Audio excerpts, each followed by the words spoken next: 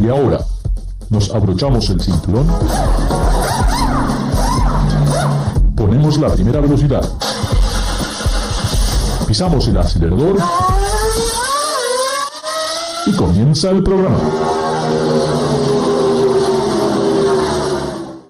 And we're back. This is Garage Latino. Just like we do it every week. We don't talk about football. We don't talk about baseball. We just talk about all the interesting things that are happening within the automotive industry. And today, I have the pleasure to have with me David. David, are you there, David? Wake up, amigo. Buenas noches. Yes, I am. Welcome to Garage Latino. This is David from Mexico. Bienvenidos. Garage Latino, it's broadcasted through the Bleav network in the United States. You can also find us in autoproyecto.com. And of course, you can download the Garage Latino podcast through Spotify. David, this week, I thought it was great. I've never thought of this. Two things. First, we have a Korean manufacturer, opening doors of a full dealership. Genesis opens its first premium luxury dealership in the United States. I thought that was amazing. I had That's the opportunity. a standalone dealer, right? A standalone, the first one. I was there. Beautiful architecture, beautiful shops. I mean, you can feel the premium, not just on the vehicles now, but on the whole ambience. I thought it was really nice. And the other thing that really caught my eye on the news this week is that a Vietnamese manufacturer announced putting $2-3 billion in North Carolina to open their own factory. VinFast is going to start making electric cars in the United States. That is big news, David. Of course. And in case the public should be wondering what we're talking about, it's a whole new brand. It made its debut in America last November in the LA Auto Show, and they are going to be the completely dedicated to fully electric vehicles. Basically, that is to say that they got Tesla on their crosshairs. So that's the company that we're talking about, but. It's a Vietnamese automotive company, which is quite shocking because it's the first one. It's the first automotive. It's the first Vietnamese company. Yes, cars are not the first thing that comes to mind when you're talking about Vietnam. But yes, we have this company, and they are very serious about their plans. Yeah. I think that's I think it's great. I mean, we have these new players, just like Tesla shock, the industry. Now we have VinFast, and I'm sure there's many more on the way. That there's going to be quite interesting how the brands that we know, the Fords, the Chevys, the Dodge, what they're going to do with all these. Yes, things. And there's something interesting about this plant. It's going to be the first automotive plant in North Carolina. Why not South Carolina? I have no idea, but they decided to go to North Carolina and South Carolina. Yeah, that caught me by surprise. Spartanburg. Yeah, because having BMW and the suppliers, and you got Bridgestone right there. I mean, I thought that, but anyway, I'm sure there were some tax breaks that we don't know about. Of course. Now, since we're talking about Asian cars, okay, let's talk about another one, Kia. I just drove this Sorento. This is a family car, a 3-row seat vehicle, very SUV. Spacious inside, SUV. You can fold the seats and have a big trunk, a 4-cylinder 2.5-liter engine with very good horsepower. But on top of that, you can have a hybrid, or you can even have a plug-in hybrid. I mean, the whole thing. And for me, this is the way to go, at least for the next 15, 20 years. A hybrid plug-in. I think it's very smart that besides the traditional gas powered powertrains, they have hybrid and plug-in hybrids, because they are basically future-proofing this vehicle. Yeah.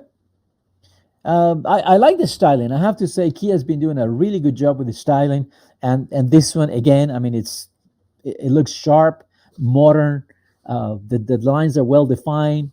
The front of the car, right away that is a Kia. And the interior, it's very pleasant, very, very pleasant, very good materials. You can feel there is a certain premium to it.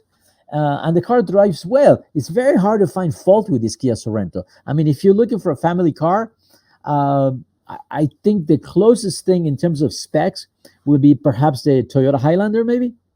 Yes, that will be that's the most direct competitor that comes to mind, along with the Hyundai Santa Fe, Right. which is basically its cousin. The cousin. But Yep. we're thinking about the Toyota Highlander because it's available in a hybrid version. Right. So what Kia is doing is that they got all the bases covered. They got the hybrid, and they have the plug-in hybrid. Now, if the public or the viewer should ask what is the difference between a hybrid and a plug-in hybrid, it's the following: the plug-in hybrid has a bigger electric engine, more power, more powerful, and it's got a bigger battery, way bigger, and this will allow fully electric range of miles, whereas a hybrid has a way smaller battery and a smaller electric motor, and the full electric range in a conventional hybrid is it's limited to less than a mile. It would be like feet, and the plug-in hybrid has a fully electric range of miles.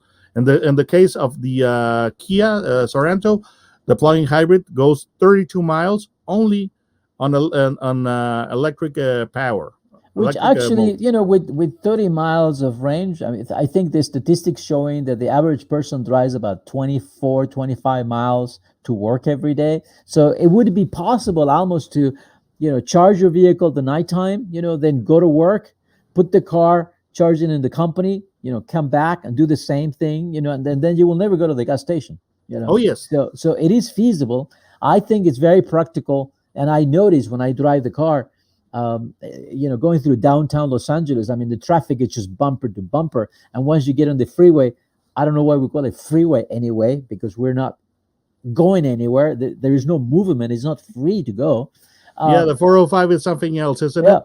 but that's when you really enjoy this thing about this car, because you know that you can keep moving, and the electric engine is just moving the whole car. You're not using any gasoline, and I really Bleav I think it's the best way right now to minimize pollution. Let's go with hybrids.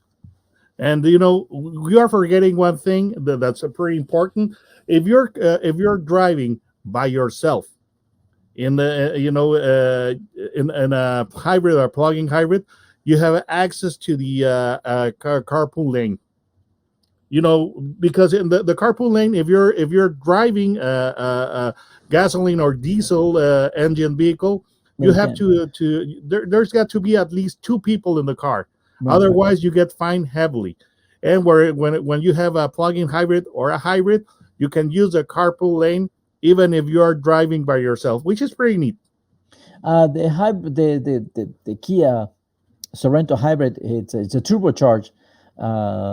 It's a 2.5 liter, I Bleav, the engine, and about 225, 230 horsepower. It does have a 6-speed automatic, and it's pretty peppy, I would say.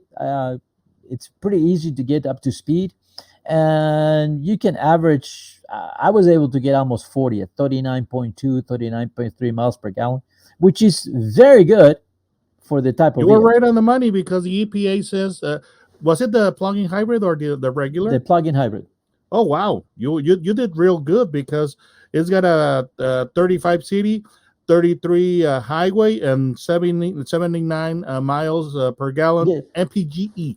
You just have to be gentle with the pedals. You have to be gentle with the pedals. That's the way to do it. Now, very good safety ratings. Also very good crash ratings from the National Insurance Institute. That's also a big plus when you're thinking about the family. Well, any car, it doesn't really matter, but that's very important. I'm And under the the pricing- impression the that pricing it's is a very- top safety pick by the IIHS. Yeah, I'm pretty certain that it's a top Yeah. safety pick. yeah, I think that's very important. So, well priced. I think it's a vehicle that for the family. Now you have the Kia Carnival, the Sienna, the Pacifica, which are the minivan type. And this is something that you almost have, almost not all, but you're pretty close in terms of interior space, but with much better dynamics, I think. And it's not a minivan, it is an Well, SUV. a lot of people would rather die than to be seen driving a minivan. It's a, I don't know, a styling choice. I think people are too critical. I think the minivans do serve certain purpose, and if you have a bigger family, and if you're, I like the if you, minivan, but this is more stylish. yeah. Again, very high quality. I mean, better quality than Mercedes-Benz today. So that speaks volumes. And the Kia brand has grown tremendously. I mean, I remember years ago when they started. I mean, we have these Kias coming to the shop with overheating problems because of bad sensor, and now they have these. I mean, they're so reliable. I mean, we used to talk about Toyota being super reliable. I think now they're a match. Really, Yes, really a they're match. they're always on top of the JD Power customer satisfaction list. So Yeah. it's pretty nice and a great value for the money. Because I think so. I think it's definitely something to consider. David, Garage Latino, tell your friends you can download the podcast for Garage Latino on Spotify.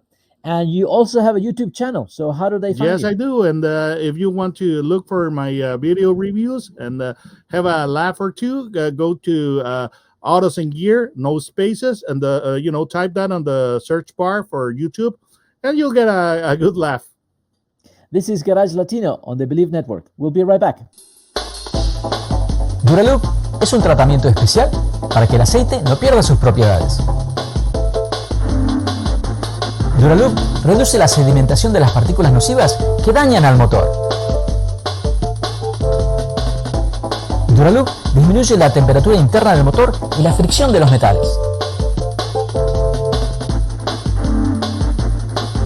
Duraloop, para que el motor dure más.